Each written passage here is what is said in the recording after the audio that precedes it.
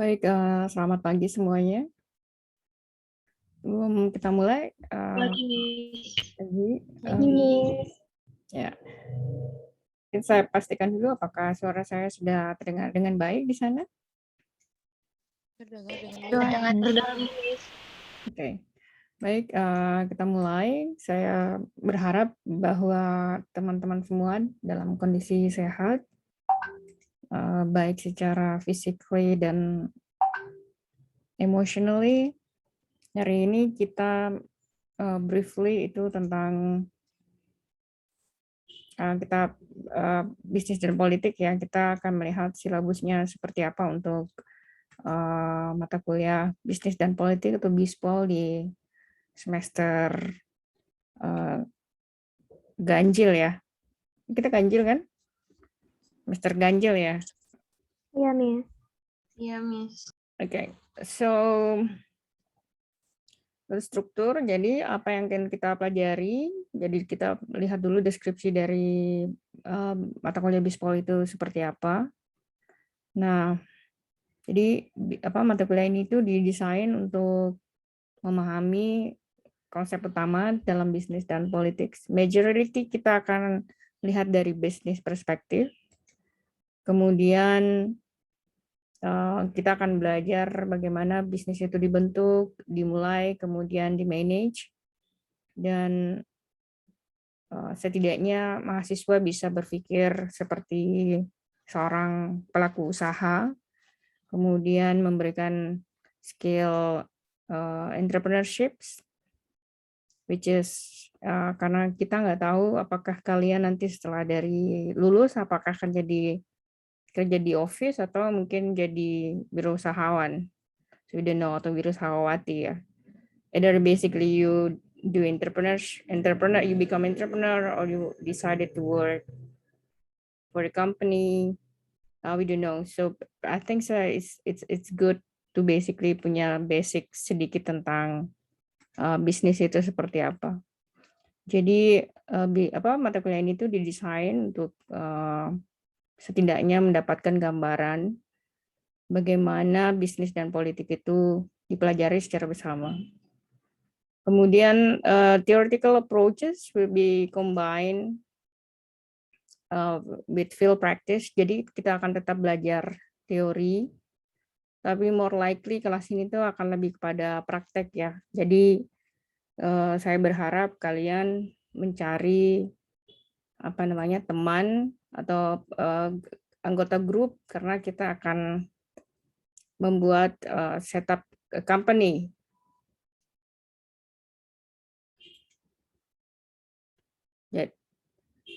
Kemudian metode dari pengajaran, kita akan ada general lecture. Role play-nya itu lebih kepada kalian decided ya. Jadi kalau dari sekarang itu tentukan anggota grup kalian. I think maximum is 6. Jangan lebih dari 6 ya. Kemudian tentukan siapa ketua dari grup karena kalian harus setup company. Kalian berusaha mendirikan company, siapa yang akan jadi CEO-nya, siapa yang akan jadi manajer produksi, marketing, dan sebagainya. Jadi mungkin tugas untuk minggu ini kalian menentukan dulu siapa anggota grup kalian dan siapa yang akan leading dari atau jadi CEO dari grup tersebut. Attendance 100% but flexible. Anda kalau tidak bisa datang silakan Anda nonton rekamannya. Yang sifatnya wajib adalah kalian harus store tugas ya. Jadi karena masih online learning yang menjadi sangat compulsory buat kalian adalah bagaimana kalian store tugas gitu. Kemudian asesmennya itu dibagi menjadi 3, ada midtask. Midtask itu akan berupa project ya, project.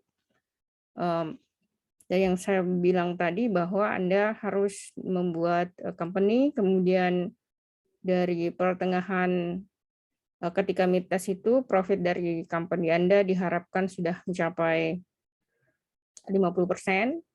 Kemudian final test itu profit company Anda menjadi 100%. Dari profit itu dihitung dari modal. Nah, itu yang akan dijadikan mid test, itu juga akan dijadikan final test. Kemudian presentation project ini itu mulai dari bagaimana Anda menentukan nama perusahaan, membranding perusahaan, membranding produk, kemudian memarketingkan produk, menjual produk, sales progress-nya kayak seperti apa. Nah, itu yang akan dinilai dalam project itu.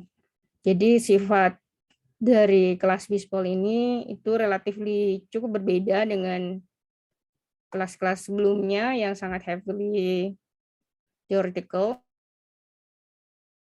dan juga cukup banyak esai. Di sini tuh nggak ada esai ya, jadi there's no essay, semuanya adalah project bentuknya. Kemudian referensi materi yang akan dipakai, kita pakai bukunya Williams, judulnya Financial Times Guide to Business Startup, publishernya Pearson Education, bukunya Anda bisa download ya. Nanti untuk linknya akan saya share.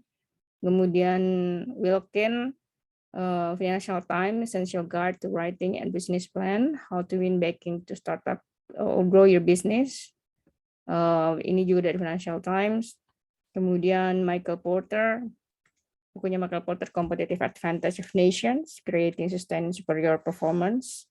Kemudian kita kebanyakan banyak menggunakan bukunya pendekatannya Michael Porter ya. Jadi Porter itu dia profesor dari University of Harvard, competitive strategy, kemudian the link between competitive advantage and corporate social responsibility, and competitive advantage of the nations,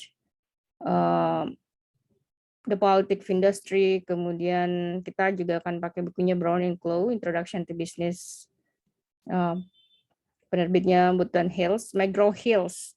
Kemudian kita pakai bukunya Campbell, Stonehouse, Business Strategy, penerbitnya Butterworth Hainem. Kemudian Johnson et al., Exploring Corporate Strategy, penerbitnya Pearson. So Kotler also, Philip Kotler and Armstrong itu terkenal dari profesor marketing. Kita juga akan pakai bukunya Kotler dan Armstrong, Philip Kotler dan Armstrong.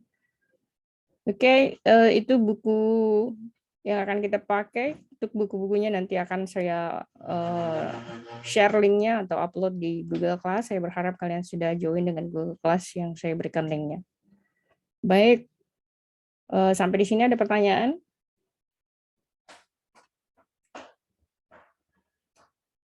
Kalau tidak ada, kita lanjutkan ya. Jadi untuk pertemuan pertama itu Introduction to Business dan Politics, Material dan Silabus. Jadi kita kontrak perkuliahan dulu seperti biasa. Kemudian saya berharap dalam mata kuliah ini karena harus proaktif ya. Sebenarnya keuntungannya kalau kalian proaktif, saya mengenal kalian gitu. Kalau saya mengenal kalian mungkin secara personally, namanya manusia ya, saya bisa tracking basically your performance. Tapi kalau misalnya Anda under the radar, ya itu menjadi tidak too interested gitu. Baik, di pertemuan kedua kita akan belajar tentang Introduction to Business, jadi the economy of view, owning operating business, bisnis itu seperti apa. Kemudian di pertemuan ketiga kita akan belajar external environment of business, seperti apa yang mempengaruhi bisnis. Bisnis itu kan udah berubah ya. Kondisi lingkungan bisnis itu udah berubah sejak terjadinya pandemi. Before pandemi dan after pandemi itu bisnis, ada beberapa sektor itu yang sudah sangat berubah, seperti misalnya food delivery, kemudian online shopping. Padahal ketika sebelum pandemi, yang namanya online shopping itu baru terjadi di negara-negara Eropa seperti di Amerika, Asia Pasifik, Eropa. Itu mereka punya yang seperti eBay, mereka punya Amazon. Nah, kita I think setelah terjadinya pandemi ini, jadi bisnis online itu menjadi sesuatu yang luar biasa boomingnya. Kita punya Tokopedia, dan saya kira sekarang pendekatan marketing itu dan pendekatan bisnis itu sudah menjadi dari offline menjadi online sekarang. Jadi external environment of business itu sudah sangat mempengaruhi faktor kalau misalnya nanti Anda interested untuk menjadi pengusaha ya. Dan menurut saya sih menjadi pengusaha itu keren ya, menjadi even though that is like pengusaha UMKM gitu. Jadi jangan pernah underestimate pengusaha yang mungkin jual sate di pinggir jalan. They could make like 5 juta dalam 10 juta dalam satu hari, you know. Jadi mungkin penghasilan mereka jauh lebih tinggi sebenarnya daripada kita. Kemudian pertemuan ke ketiga juga kita akan belajar tentang bisnis dan global economy, bagaimana lingkungan bisnis ekonomi global, kemudian the role of government in our economy, money and financial institution, bagaimana kondisi institusi finansial itu mempengaruhi kondisi bisnis. Kemudian dinamika politik itu bagaimana mempengaruhi dinamika dalam bisnis juga ya. Jadi suatu negara ketika dia politiknya dia relatively stable, itu bisnis akan growing dengan baik gitu. Ada negara yang politiknya tidak stable, itu biasanya orang tidak akan mau invest ke sana. Di pertemuan keempat kita belajar tentang bisnis dan politik, marketing, kita belajar tentang bagaimana pola pemasaran, advertising itu seperti apa, marketing, creating and capturing customer value. Jadi Anda sebagai anak HI, anak politik tuh jangan, I would say jangan terpaku bahwa saya akan menjadi sarjana, saya akan kerja di di Deplu atau apa. Banyak kok senior kalian yang kerja ada yang kerja di Shopee, ada yang kerja di Gojek, ada yang sekarang udah tinggi jabatannya di manajer di Gojek. So that comes from like different background, but setidaknya dengan dapat basic skills dan basic knowledge itu mungkin cukup membantu ya, diharapkan cukup membantu. So di pertemuan kelima kita akan belajar business and politics, masih lanjutan, kemudian membahas tentang company and marketing strategy, partnering to build customer relations, kemudian understanding the marketplace and customers, analyzing market environment, kemudian managing marketing information. Kemudian kita lihat adalah customer insight ya. Jadi penting itu melihat persepsi customer terhadap barang Anda. Nanti Anda akan coba Anda desain produk sendiri, kemudian Anda jual, kemudian Anda lihat reaksi dari customer itu apakah dia suka dengan barang Anda atau tidak. Kalau tidak, berarti ada satu hal yang harus di-develop dari barang tersebut dan brand tersebut.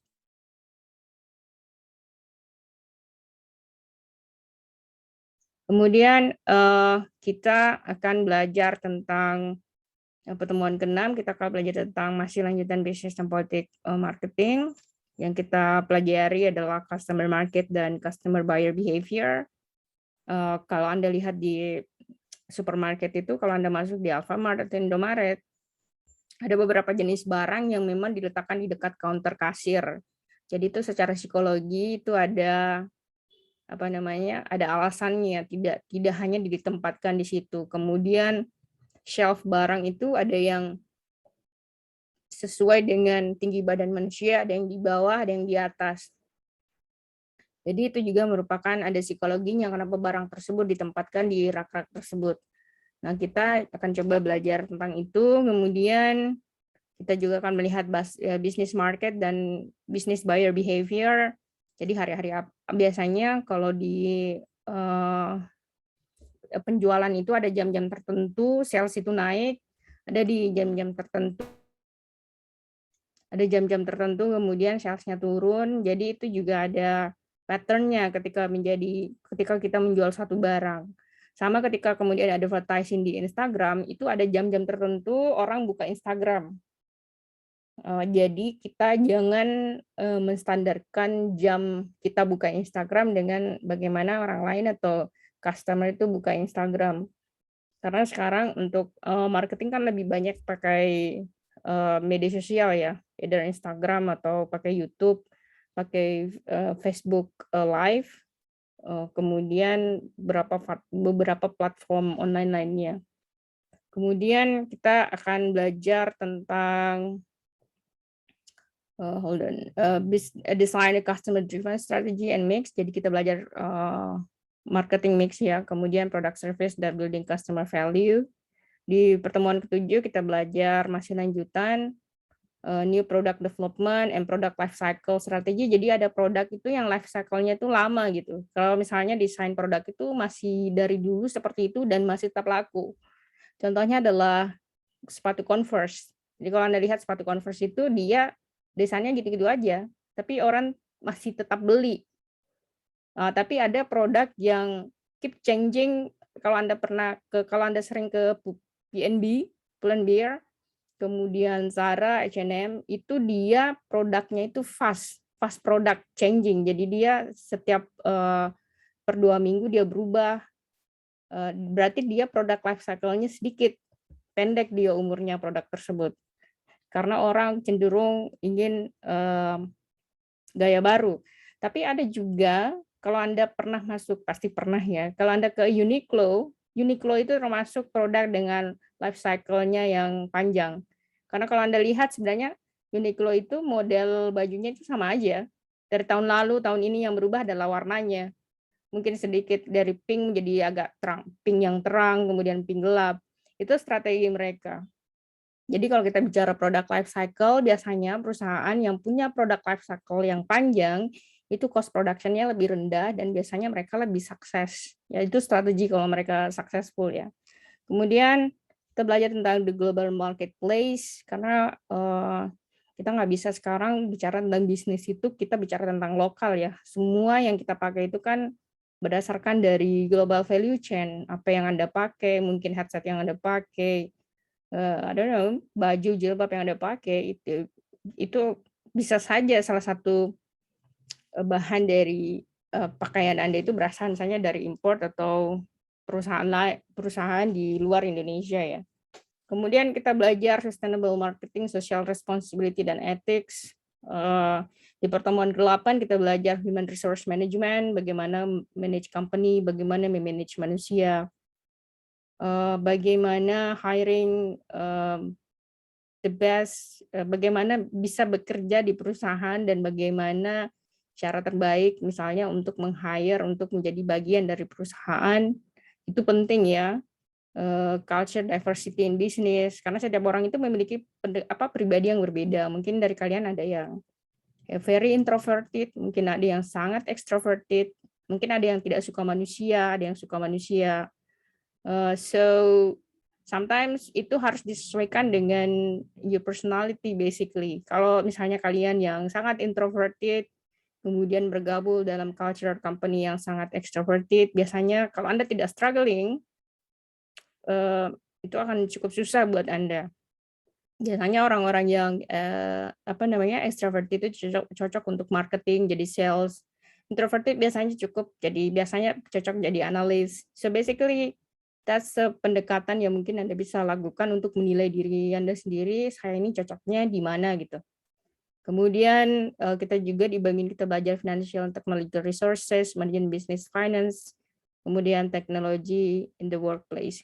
Kita juga akan melihat beberapa contoh bisnis ya yang tidak sukses, padahal dulu dia habis-habisan mengeluarkan uang. Kalau Anda masih ingat WeWork, ada yang pernah dengar WeWork? Di sekitaran Kuningan itu banyak kantornya, dan itu karena pandemi dia habis-habisan ya, tidak sukses bisnisnya. Kemudian di pertemuan ke-9 kita akan belajar bisnis strategi. Bisnis strategi itu seperti apa, strategic position seperti apa. Jadi ada perusahaan yang mentarget seluruh jenis customer, baik dia misalnya baju ya, dia jual baju anak, baju dewasa, baju orang tua, tapi ada juga bisnis yang memang very segmented gitu. Dia hanya mentarget customer tertentu, misalnya baju ukuran jumbo. Nah, itu bisnis strateginya seperti apa. Kemudian strategic position. Di pertemuan ke-10 kita belajar tentang strategi capability,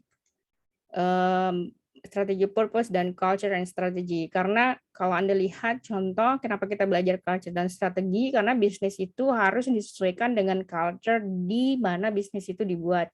Seperti contoh misalnya, kalau Anda lihat di India, kenapa Starbucks di India, Dunkin Donuts, dan perusahaan chain fast food dari Amerika itu tidak kurang sukses di sana, itu karena mereka tidak bisa penetrasi terhadap culture mereka.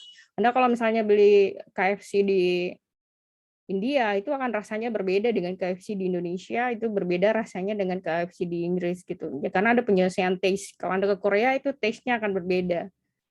So that is like jadi kita penting untuk belajar culture dan strategi ya. Kemudian penting juga untuk melihat bagaimana masyarakat itu melihat pentingnya brand. Kayak misalnya kalian mungkin suka nongkrong di tempat tertentu gitu. Let's say you like to nongkrong misalnya di Starbucks kan. Anda ketika duduk di Starbucks itu basically you don't only buy the product, but you buy the environment, you buy the brand. Karena duduk di Starbucks dengan duduk di Kopi Kenangan itu beda rasanya. That's basically itu yang mempengaruhi kenapa ketika Anda memakai brand tertentu itu Anda menjadi orang yang berbeda. Misalnya nih ya, Anda memakai baju brand atau bayangkan Anda secara sederhananya keluar dari mobil Mercy daripada dibandingkan keluar dari Avanza. Perasaan Anda pasti berbeda ketika keluar dari Mercy dengan keluar dari Avanza.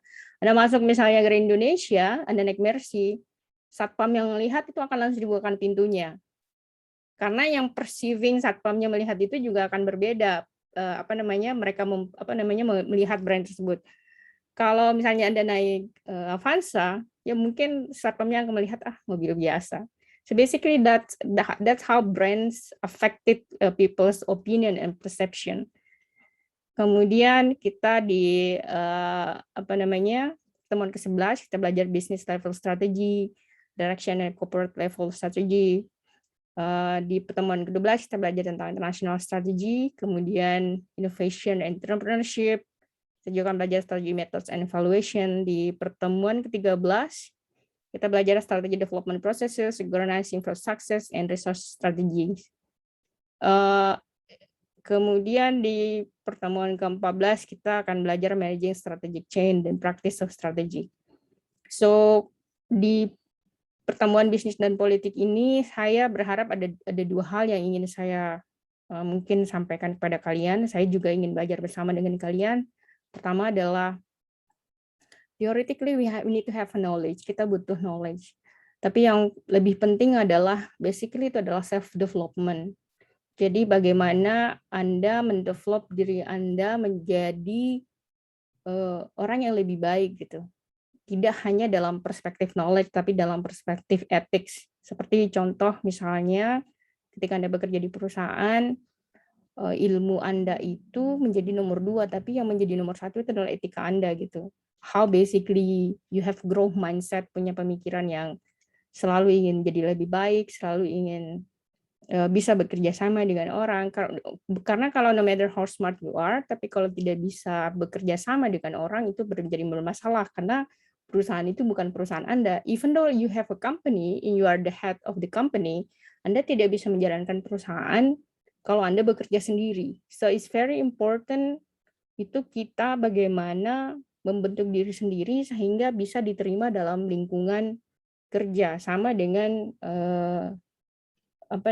kalian dalam lingkungan grup nanti ya, karena di grup itu akan ada orang yang free rider nggak mau bekerja sama, akan ada orang yang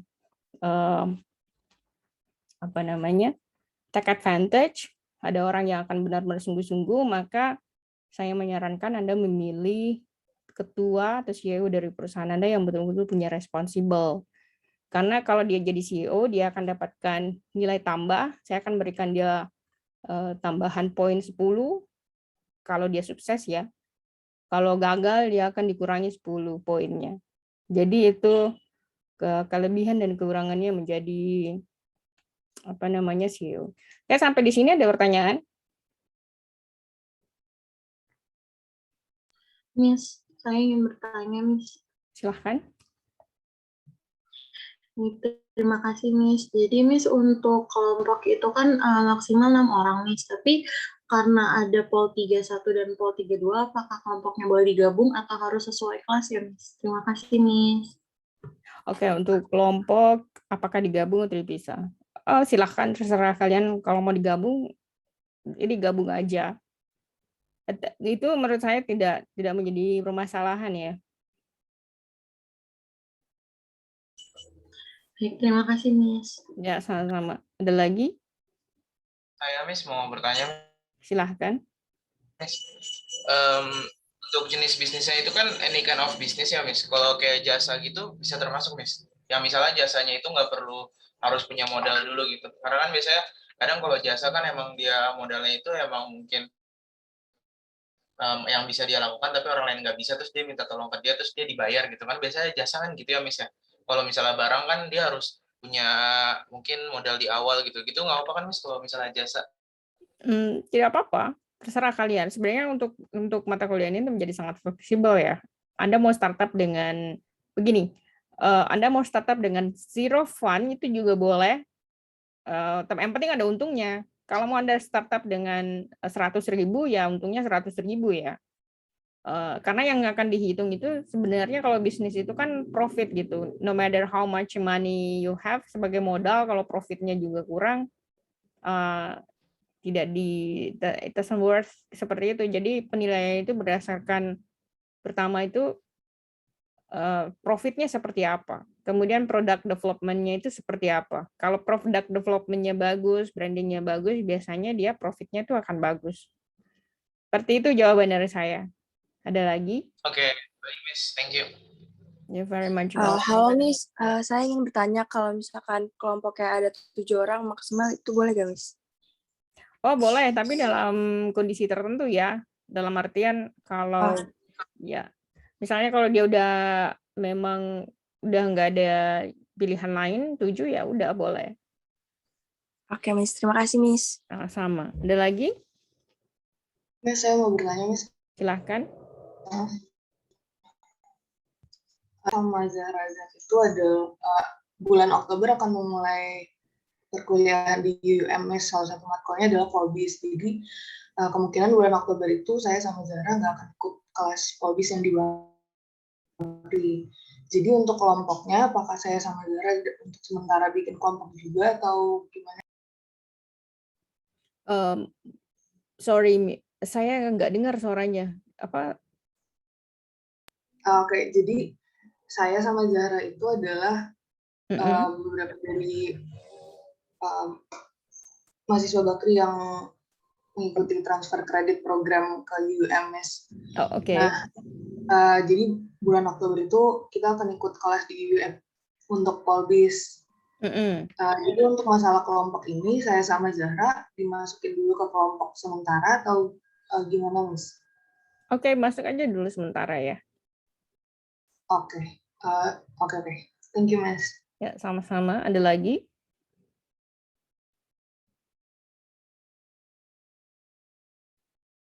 Oke, saya mungkin ada satu pertanyaan lagi. Oke, sudah clear ya. Untuk mekanisme pembagian untuk mungkin yang harus Anda kerjakan tugasnya dalam minggu ini, Anda pilih dulu grupnya, anggota grupnya, kemudian tentukan siapa lead dari grup tersebut, baru kemudian minggu depan kita akan structuring, Anda mulai bertugas untuk mencari nama dari grup, itu akan seperti apa, kemudian struktur dari grup seperti apa. Sampai di sini clear? Kalau sudah tidak ada pertanyaan, mungkin kita sudah bisa mengakhiri pertemuan untuk pagi hari ini. Saya ucapkan terima kasih banyak atas waktu yang sudah diberikan. Untuk rekamannya akan saya upload di YouTube seperti biasa. Saya ucapkan selamat menjelang siang, sampai pagi menjelang siang, dan have a great day. Bye. Thank you, Miss. Thank you, Miss. Thank you, Miss.